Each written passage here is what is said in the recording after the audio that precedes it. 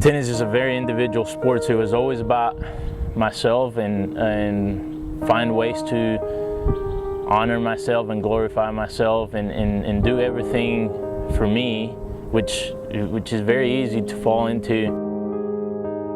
At age 15, I moved to Spain, Barcelona, Spain, to play at a tennis academy there. You know, pursuing every kid's dream of playing professional tennis.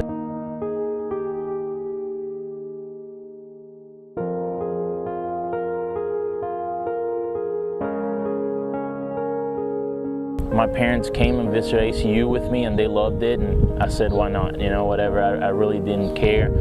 So I get here in 2005 and it was rough. At the time there was no God, there was no Jesus in my life, so it was always kind of like almost ridiculous to me. For the first time ever I was doubting the way I was doing things, and it was a long process, but the more I started asking questions about this Jesus and God and all this, it was just kind of like I started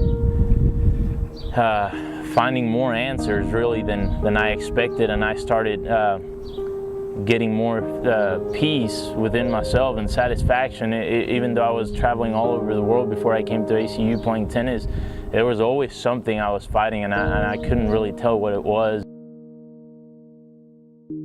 I didn't want to let other kids and I didn't want to let other people go through the same thing, spend a whole life playing a sport and not really finding that joy, that peace, that satisfaction that I found the last 3 years of my, career. So that's when I started to coach.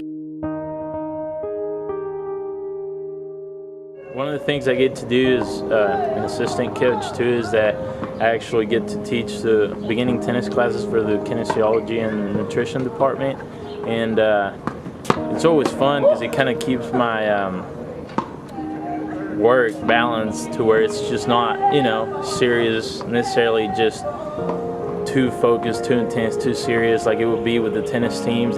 This is just kind of like the fun part of my job, where I just basically introduce the game to people that probably have never played it before, and they can definitely consider it as a lifetime sport and something they can do for the rest of their lives.